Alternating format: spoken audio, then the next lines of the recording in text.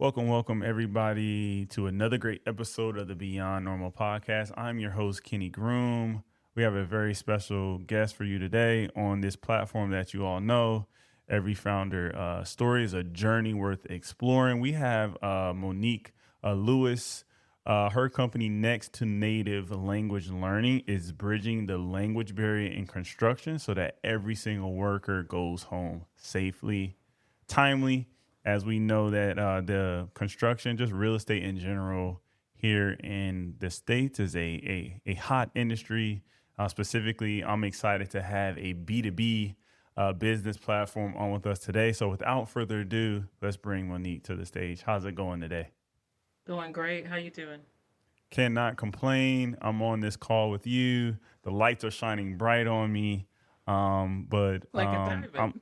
yes, I'm excited to dive into your story. Yep. So without further ado, let's start out from the beginning. Before you started wearing the hat of CEO and founder, what were you doing in terms of bringing value to the world? Real talk. I was 43, wearing the hat of a mother and wife. At that time, I was looking at 17 years of marriage, two tiny people, delicious, growing, and I was working part time at a local community college in our ESL department, um, and I was killing it. And it was the one thing that wasn't moving. Everything else was moving, but that's really what I was doing before I embarked on this journey, which I never intended to take, if I'm being honest. Hmm.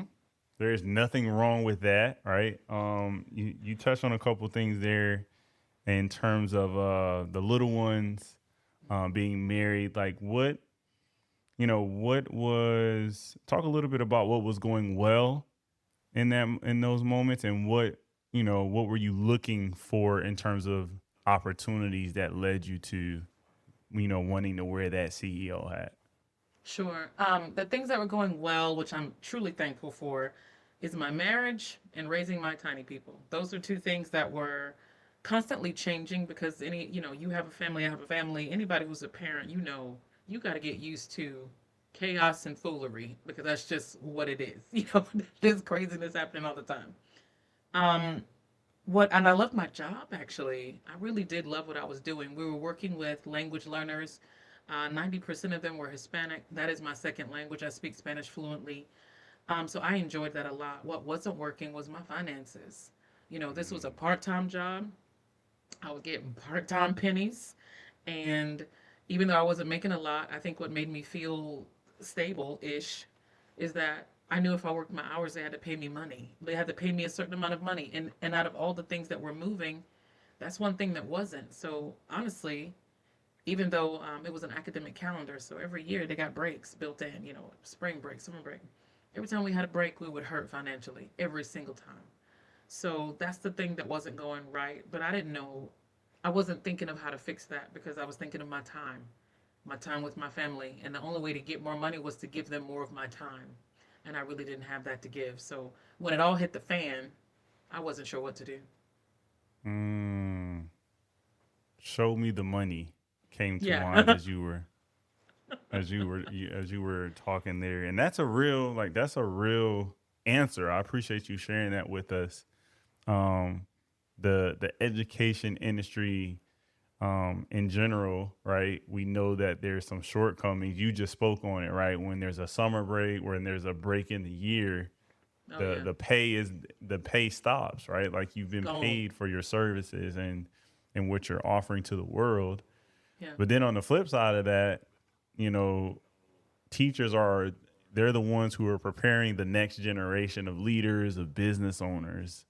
It's And true. so that industry is just even with the coming of the robots, right? Like that industry is one that I think is definitely ripe for disruption because of that the situations that pop up like you just explained.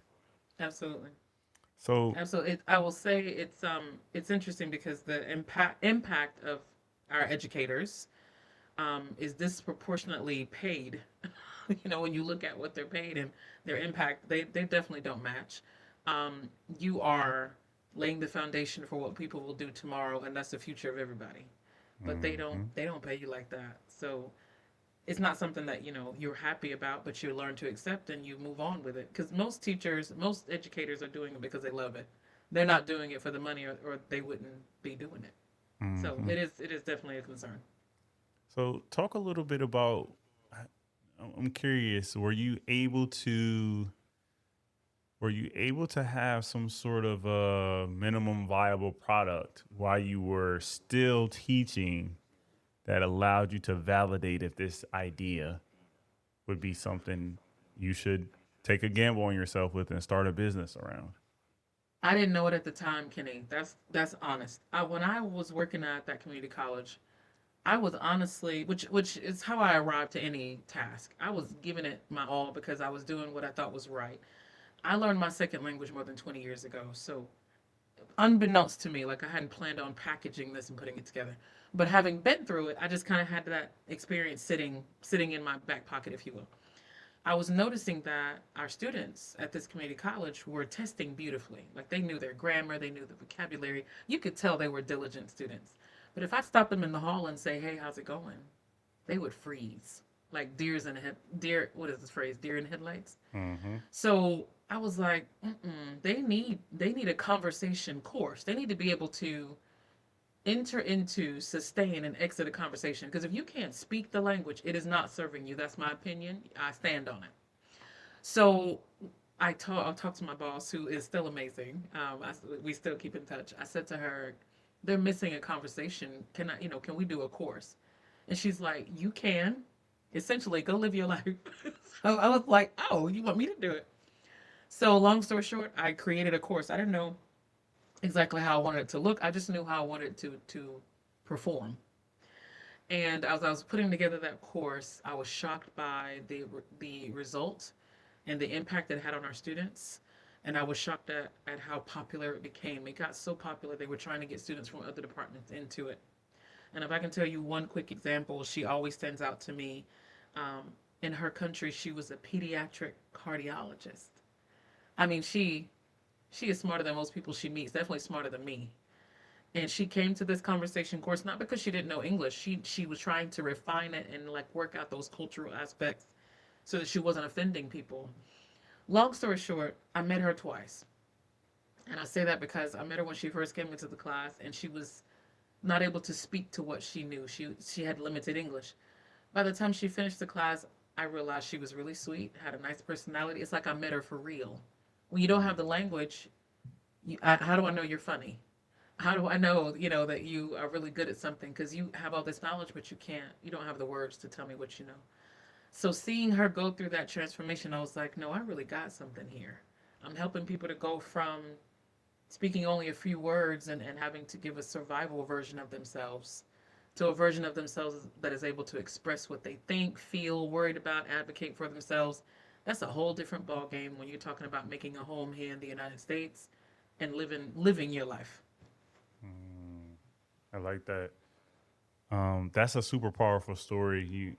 I mean, you touched on it a couple times as you were, telling us the full scope of, language and why you care so much about it. But like that language barrier, if there's a barrier there, a lot of things can get misunderstood, or we don't even Yeah. know the original context or why somebody was saying something a certain way. And Right. so I think that's powerful. I'm curious, as you were getting those results,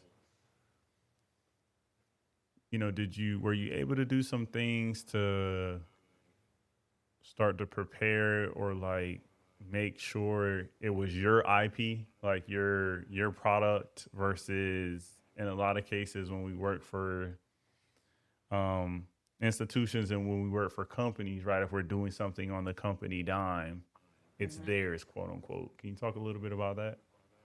That was scary. I ain't gonna lie to you because when I first started doing it, like I said, my boss was like, "Go do it." So I'm writing curriculum, not being paid extra to write curriculum. I'm just on my hours writing curriculum. She even came back and said, "Why don't you also do a writing course?"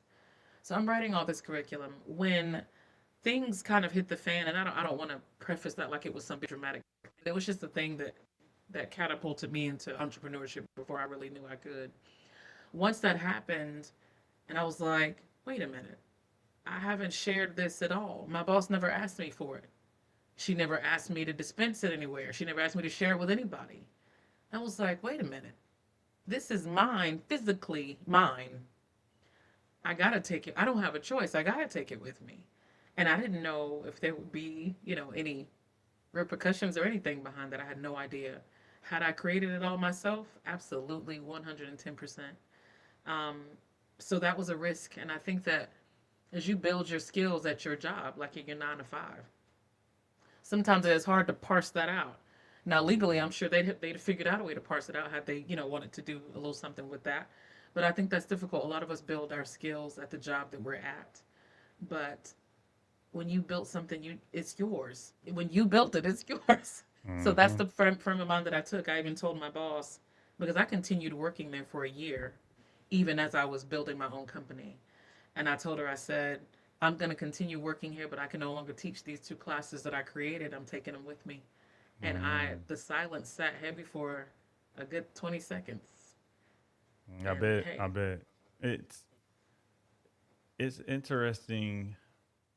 I've had that experience over a similar experience over the last say 5 to 6 years where hmm taking a gamble on myself, creating beyond normal media, I was like when it came time for me to tell my boss or the people who had invested in me at the company, I was like, well, if you feel like you've done a good job in preparing me, it's only natural that I go out and do some of these things on my own. And so that like that pause, that 20-second pause that you mentioned, I know exactly what you're talking about because they gave me that pause.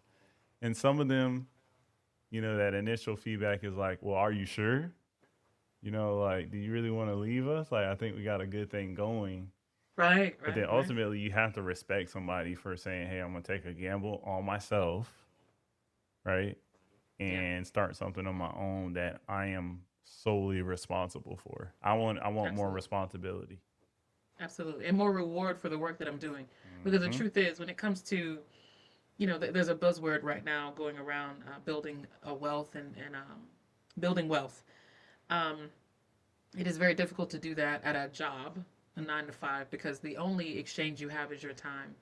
And when we are parents, my family does a lot of volunteer work with Jehovah's Witnesses, where we have 2 tiny people. They're 10 and 12, so they still need our attention a lot right now. That matters to me. All of that requires time. How can I give you 60, 70 hours a week? Because that means I'm taking it from them. Mm-hmm. And that's the only way I can get more money? Like, there's got to be a better exchange for that. And the only way to step out of that is entrepreneurship. So if you're trying to build wealth for your today or your tomorrow, or to make up for your yesterday, you, the way to do that is to, I think, either property or entrepreneurship. So that makes it scary, but that's the formula. That's what it is. That's a mic drop moment. That sounds amazing. I completely agree. So I'm just gonna move on. You said something at the end though, where you feel like real estate, right? Owning something, hmm property, and then the other piece is Entrepreneurship. entrepreneurship. Like those are the ways you feel like you can get to the point where you kind of own your own destiny, right? Like that is timely or good segue for this conversation, right? Because you actually landed on construction Yeah, being the yeah. industry of that's your end customer or your client. So you could Yeah. have taken your curriculum, right? And maybe you could have continued going down the education path and dealing with students, kids, things like that. Like talk a little bit about why you decided to apply it to an industry like construction. What were you seeing? Definitely. I started out B2C. I was teaching individuals. Yeah. Because that's what I knew. That's what that personal component, work like for example with that pediatric cardiologist. So while working at the community college and opening this business, that's the way I started. Okay. The community college though, they could only address students or help students within a certain county. So, given the relationships I had there, because relationships are number one, I think relationships are number one in life, but especially in business, they are number one. So, given the relationship I had there, I said, well, hey, if you get a student, they got calls from all over the world. So, I said, if you get a student that you can't help that's outside of our county, Can you give them my number? And they said yes.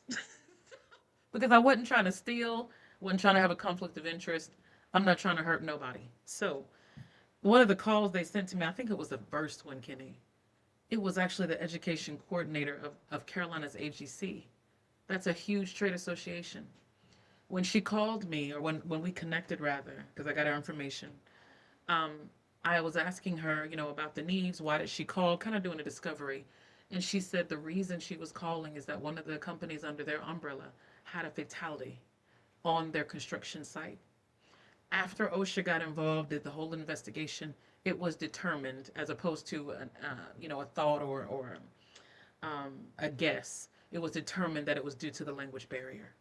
In that moment, I switched from B to C to B to B because I absolutely, being bilingual, I understand all the places where you can apply language access. There's hospitality, agriculture, food production, manufacturing, all those places, medical. But when she told me that, it made an inextricable link in my mind that language is connected with life. That people on these men and women, because actually women are growing in the construction industry, if you can't understand safety, if you can't understand procedures, if you can't report hazards because you don't have the language for it, it could literally mean your life. So I said, well, I need to switch. So in that moment, when she told me that, she opened my eyes to something I really didn't know existed. Um, and I thought about the benefits of going to B2B. There's so many. There's so many. Especially when we're talking about building wealth and all of that. I said, yeah, I need to make the switch. So I made that switch probably February 2024. Mm, that's a definitely a gem that you just dropped right there, Monique. And I mean, that's powerful. Like language to life. Like that's something I think that would resonate with the average person, right? Yeah, Not just an executive at a construction company, right? But absolutely. that's something that me and you can relate to is just basic human beings, Yeah. citizens here in the U.S. So I'm curious, like there obviously is going to be some differences in how you deliver that message, right? If you're talking about your audience going from B to C with students and parents potentially Hmm. to executives, right, or business owners in the Yeah. construction industry. Talk a little bit about what that transition was like for you, going from having some of those conversations B to C, we'll label Yeah. it that way, and then going to B to B. Like what was it like? It man, I was just talking about this the other day. It's hard. I ain't even gonna lie to you because this work that I do, it is hard work for me. Um, I've become acquainted not just with the language of Spanish, but also the culture and the people, and it's un parte de mi corazón, like it's a part of my heart, right? Well, an executive don't care about that. If we're being plain, they don't care that you're bleeding heart, or they don't care that you just love, this demographic of people. It just doesn't matter to them. So let me say this: we offer it two ways. We offer bottom up, where we are targeting the what we call trabajadores, the workers, where they're trying to learn English. I can show my heart there because they are hurting physically. They're actually hurting day to day, not being able to communicate the way that they want. However, top down is where it changes because there's some companies that want HR, middle management, C-suite executives. They want to know Spanish, or they want you to prove that this is worth the investment, that they can see the ROI. So when I talk to them, I don't mention, it changes their life because they may not care if we're being honest. I don't mention the impact, outside of their jobs. I don't mention any of that because that's not what they care about. So this is what I do mention. When you have a misunderstanding two different languages, you have issues with rework because something wasn't communicated clearly. Four sounds like 14 sounds like 40 if it's not your language. It's so minute, the differences in the words. So I cut it wrong. Now you got to do it over. Who's eating that cost? The GC. If you're redoing work, then you're looking at cost overruns, and then you're also looking at delays. All of those cost you money. This demographic is also moving around a lot because of instability and because they're not clearly able to communicate to you what they can do. You can't ask either because you don't have their language. So they're moving around a lot. Every time they move, you're having to repost that job, rehire for that job, and retrain for that job, all costing you money. So when you invest in those employees, then you're getting them not only to be more efficient at their job, safer at their job, you're getting them to stick around. Because what immigrant would leave a company that invested in them in that way, that spread to every aspect of their life? So when they can see the ROI, most companies, not that I agree with this way of thinking, but I'm not ignorant to it, they care about their bottom line. And this satisfies both. It satisfies the bleeding heart and the executive who's only looking at the numbers. Either way, this makes sense. That's dope. Like, it's interesting hearing you explain it that way because you led right at towards the beginning of the call. Like, I felt like a lot of empathy with the way that you're approaching it, and you having like your education background, but then like you said, business is business.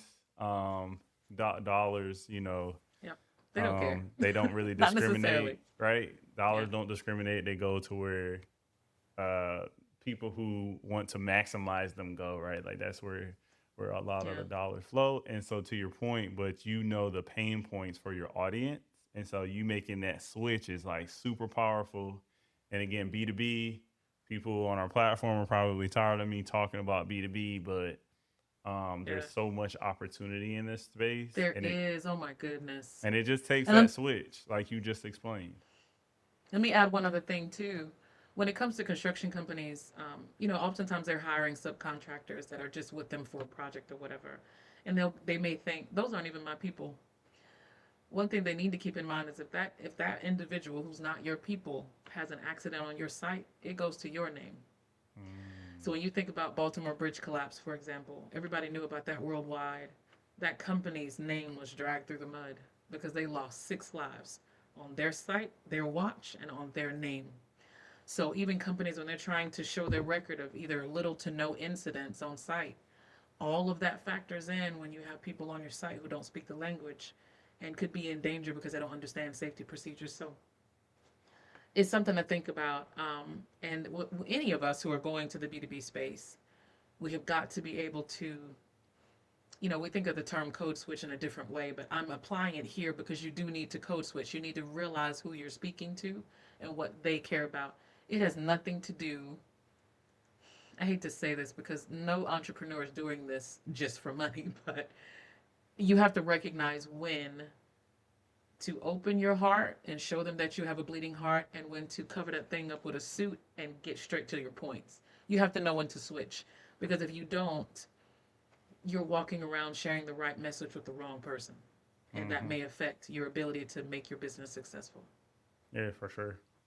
Yeah, that's a skill in of itself. I think to that point, like that protects you a little bit. Like that insulates the part of you where you want to go home and you want to sleep well at night. Yes. Definitely, it's okay to close off at times. Like people think there's always that idea that we hear people nowadays say, "Oh, we have like an open door policy," and it's like, well, that's okay if depending on the audience, like you may not want to have an open door policy with everybody. I do not. Correct.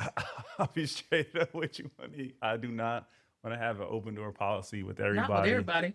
Yeah, I'm certainly willing to have a conversation with you, Hmm. but depending on the person, that first conversation may let me know at least how far open to leave the door or even to leave the door unlocked. Sometimes the door needs to be locked after that Absolutely. first conversation, if you I mean, we understand. only have a certain amount of bandwidth, Yeah. especially as mates and parents. I'm trying to keep my marriage healthy. So Hmm. there's certain points I have to shut down my job so I can focus on who matters to me, who's building me, who's pouring into me. Hmm. This entrepreneurial thing ain't no joke. You're wearing 50, 11 hats. Talk And about it. when it comes to being a mom, I don't, okay, let me look. I understand that you're a husband and a man, so I'm not trying to diminish what you do because Oh, go y'all are ahead. extremely important to the family unit. So I'm only speaking to respect to the role that I have. When I come home, and I'm doing all these meetings, like the thing I just came from the EMC conference. I got up at what I call the butt crack of dawn Monday morning. You got the crack of dawn and you got the butt crack of dawn. So I got up mad early, drove to Pinehurst, Went to this conference all day, stayed the night in the hotel, got back up, went back to the conference. I left around 3, drove home, picked up my family, and went to a graduation of the CAGC Business Academy. This was 48 hours of full on crazy. And when it comes to when you come home, you have to take off all those business hats, make dinner, make sure that there's food in the house, and go grocery shopping and do the laundry. You're wearing so many hats. You only have but so much bandwidth. So if you have your door open to everybody, what you've opened the door to is burnout even faster than you can imagine. And then you're not going to be able to do anything for anybody. Mm-hmm. So it has to be strategic who has your ear and your time and who does not. So there's certain things, certain events I'm invited to, I don't go to. No rudeness, no shade, but I only have a certain amount of bandwidth. So if those rooms are not people that I need to talk to or could see a benefit in talking to, it's going to drain my time and my energy. So just because you invited me doesn't mean I'm going to come, and that's not meant to be mean. It is meant to be strategic. No, yeah, strategic. I'm glad you that's a key word, for sure. And I definitely think, just with in our community, there's a lot more emphasis on like B2C, selling things to the masses and then growing and scaling. And so with that model, it is much more of like I need to be everywhere. I understand that, but then in B2B, it's almost the exact opposite where you need to be really strategic, Yeah. because your customers, like, there's that difference between somebody being a customer and then somebody being a client. And Yeah. oftentimes in B2B, they want to be treated at least like a client, right? Yeah. And so that comes with an expectation of time, of commitment. To your point, like there's only a certain amount of hours in a day. You can't be everywhere. Especially, I'm glad you touched on the family component, spouses and little ones, Yeah. because they're gonna be right there saying, "Hey, like I need time as well." That's valuable. So I'm curious, like, what do you do? What do you do to like be efficient, like with your time? Like, what is that? Um, What are some of the ways that you minimize the amount of time you have to work on things to the right amount of time you need to work on them? I'm not sure I have that balance down. I'm gonna tell you what I'm trying. That is, even if you get it down like one week, you'd be like, "Oh, I was killing it with my time, management." Mm-hmm. Next week, you'd be like, "What happened to me killing it with my time management?" So I can tell you the things that I'm trying, and as this podcast is put out into the world, I hope people will comment with their suggestions because I know we're not the only ones doing this entrepreneurial thing. So let me preface it with that. The first thing I do is one thing I just mentioned. I really have to be careful. So I'll give you an example. I was invited to do a speaking event, preparing for this. Actually, it's coming up soon. It's in Raleigh, like the women's, can't think of the name of it, women's convention. Early on, one of the ones on the board was like, "You should do this," and I was thinking about it and thinking about it, and I was looking at who's going to be in the room, who's been invited to the room, who is this curated for, and I was like, "This is not. This would be fun, but this is not my tribe. Is this going to be a revenue making activity?" And I realized it wasn't. So I was like, as much as I want to do that just for fun, I love public speaking. I was like, this is not the best use of my time. So what I instead did, I applied for construction conferences on mental health. I speak about that, especially for this demographic. Construction conferences on wellness, that in those rooms, those are curated to people who need what I do, who very well may want to work with me and don't know I exist. Mm-hmm. Those are the places I need to be applying to. And I actually just heard from one of them yesterday, that I will be leading a breakout session at this conference on wellness coming up. And I'm looking at it now in Oregon in September. Exciting. Now, it's exciting. And I, as much fervor as I would have come to that other speaking thing, I'm bringing double to this because this is a curated room. So that's the first thing I look for. Am I in front of the people I need to be in front of for revenue making? Because at this point, I'm 2 years in. My company is young, and we got bills to pay, babe. It's always tight when you got a new company, Cash flow was always something you got to pay attention to. We are bootstrapped, no debt on the business. I'd like to keep it that way. So when you're looking at that, you're like, I can't be everywhere. Everyone don't need what I do. What I do is very niched, but it's also extremely essential. It's very important. Again, language links to life. So when it comes to that, I don't need to be in front of everybody. Everybody don't need to hear from me. So I have to figure out who does, and then be there. I like that. I ain't mad at it. You know me. I think one thing that I definitely want to shout you out on, because we connected as a follow up from one of our events, and then we connected some on LinkedIn Yeah. as well. And just your presence on LinkedIn, it seems like Oh yeah. you're really deliberate in terms of making sure you're connecting with your audience there. So I definitely want to shout Very. you out there. And you're not afraid to just hop on the camera, like hop in front of the camera and speak your mind. You gotta be. I would tell. I mean, you didn't ask me this, but let me throw this in here. Yeah, throw it in. This is important. I feel like as entrepreneurs, we are so worried about how's this gonna live or what they're gonna think about what I gotta say. You forget what they're gonna think. You need to focus on your messaging.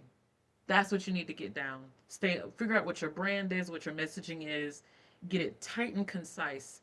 And you need to get to a point where you can say it in your sleep. Because there are people who will see your post today, the people who won't see your post until 3 weeks, a month, 2 months from now. You need to be saying the same thing every time so that they know who you are, what you represent, what your brand is. And what better way to get on a podcast with somebody like you who puts it out there and it lives forever on the internet. It lives forever. So somebody could see this podcast 2 years from now, Kenny, and be like, I never heard of her. And now they're on my LinkedIn, profile. So when it comes to that, I feel like if they don't see you, how do they know you exist? If you're not in the room, how do they know you exist? If you are amazing at what you do, how do I know if I've never seen you? So you're not going to come to my house and see me. So I need to put myself out there in such a way that you could be, like we always do. All of us be scrolling. As you scrolling, living your life, and you go, huh, that looks interesting. Oh, she said something intelligent, or whatever the case may be. And something I said made you want to go click on my profile and check me out. I'm gonna tell you something that exciting that happened that I hope will be like a big deal. Um, this construction company reached out to me on LinkedIn. I hadn't connected with them. He was like, I saw you on LinkedIn. We need to talk. And I was just like, are you like in my own mind? I was freaking out. I didn't say that. But I was like, oh my goodness. Because your goal on LinkedIn is to do a slow pull in. You're not pushing, you're reeling in so that the people who you need to see your stuff sees your stuff. You don't know if they see it or not, but you need to be, saying the same message over and over again. So we had a meeting, I need to look at my calendar, 2 weeks ago, presented a proposal. And I just talked to him today. And he said, we want to move forward. We want to go ahead and schedule the demo. What? That was Powerful. all from doing this on Yeah, LinkedIn. So any that's B2B low real. people, get your profile in order. Let it speak for you. Make sure it says what you want it to say. That if they don't get to meet you yet, that they're meeting you on LinkedIn. So by the time they have an interaction with you like this, it's all on brand. But it needs to be, a lot. I notice a lot of B2B people don't have their LinkedIn set up. It's just, picture, plain background. Your banner is your advertisement. Beef it up and make it look like what you want it to look like. So yeah, I'm big on LinkedIn. Now, do I spend my time on TikTok and all? No, I got time for that. My people ain't over there. You know, like my people are on LinkedIn. So figure out where your people are and be there. Yeah, that's super powerful, super important. I mean, you touched on something. Even a professional platform like LinkedIn, has us Yeah. doing the scrolling motion now, and so Yeah. it's just everywhere. When you Google people now, short reels pop up on Google, and I always remember this. There was a interview one time with LeBron James, and they were saying how cheap he is, Mm. and he was like, "Well, I have Spotify with ads." Yeah. Yeah. And so people were like, "Well, that's really cheap of you, Mr. Billionaire. Like why do you need ads?" Yeah. But I think in a kind of in a diabolical kind of way, it makes Hmm. sense for somebody like him his brand is on display on these platforms. I don't want to go away. I don't want to have a Hulu or a Netflix without commercials. I want to see what my audience is seeing of me, right? And Right. there's like this way you're always in the game, like keeping it kind of like a sports reference, and you Yeah. gotta be put in when you're putting out content. Check it out, see what people are saying. Like it really is. You can make it a sport, and I always go back to that example with LeBron James, with people saying, "Oh, he's just being cheap. He can go without the ads," and it's like, no, like the ads is the ads part of the business. How people see his content, that's more valuable than him being on the court, honestly. So you gotta you gotta be connecting with people wherever your Me too. audience is. I'm glad you said you ain't gotta be on TikTok, Instagram, uh, Yeah. Twitter, you name it. You don't have to be on all these platforms. Just pick your platform and start posting. And you've done a great job of that. I just want to shout it out Oh, again, thank you. Monique, because I notice your stuff. I look for your stuff when I log into LinkedIn now. That means a lot to me because you don't always know if it's hitting or not. You don't always know if it's getting where you want it to get. So yeah, you check engagement and all of that. And I don't think you should drown in it. It should not be your part-time job. But again, your messaging needs to be on brand and often. I never want people to get sick of seeing me. That can certainly happen. But for people who need what I do, they wouldn't get sick of hearing me. You like to get more of what you want to hear. Do you know what I mean? Mm, That's how they get you. That's how the algorithm gets you. It gives you more of what you've paused on. So if you pause on my content, I wanna almost take it like a diamond and turn it so you can see another facet every time you pause on me. So that I'm giving you value. And if you really need what I do, eventually you're gonna send me a message like the gentleman did yeah, a exactly. couple weeks ago. Mm-hmm. And that's what's up. Like that's what who doesn't want to call from a potential client? Right. Like Yeah, we all want that. you know what I'm saying? We So all want that. I think that makes sense. And honestly, if I may share one other tip, I when I'm on LinkedIn and you get those suggestions of people you can connect with.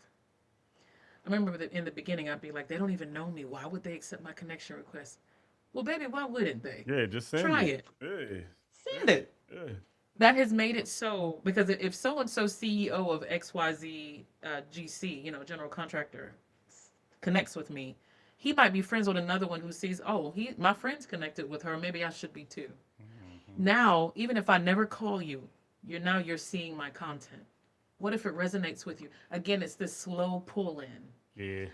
So I think that engaging on LinkedIn for B2B is extremely important. I just think that if your LinkedIn is not set up in your B2B, get your life together now. This is important for your business presence. People do check, they do look you up. Give them something to see.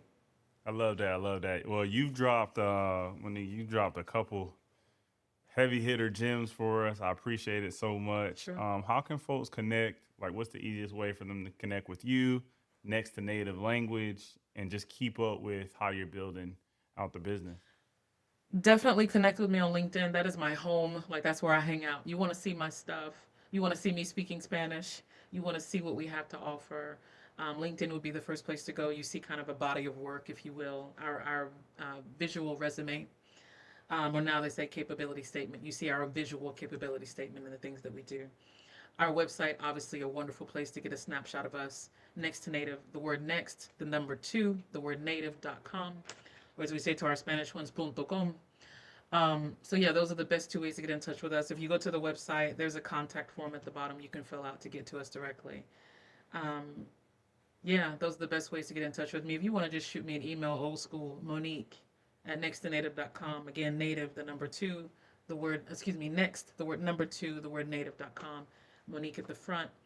I'm happy to talk to anyone who wants to know more about what we do. Appreciate that. I Googled next to native. You got that home screen on lock, so that's always a good thing to see. Easy enough Happy for to folks hear. to do that, right? Yeah. Lasting thought. How do you want hmm to, how do you want to close us out? What's that thought that our listeners should be taking away as the final thought as you've given them all these gems throughout the conversation? We talked a lot about entrepreneurship. Yeah. Mm-hmm. Try. All of us have a zone of genius. Figure out which zone is monetizable and try. You just never know. The amount of things that I've learned in just 2 years has been nuts. If you'd asked me even 3 months before I did this, I would have told you, you crazy. I'm not opening a business. And here we are. And I can't see myself going back. So if you've got something you've been, nursing, got it in your back pocket, um, what harm is there to try and see what could happen? You're strong enough to fall and get back up. But what if you don't fall? What if you fly? So that would be my parting thought. Obviously, if you want to work with me, hit me up, obviously. But when it comes to that mindset, I think being an entrepreneur has a lot to do with your mindset. Try. Get on out there and see what happens. You will surprise yourself and those around you. Appreciate that, Monique. For those listening in, tuning in, thank you for sticking with us and listening to Monique drop these gems today. Peace.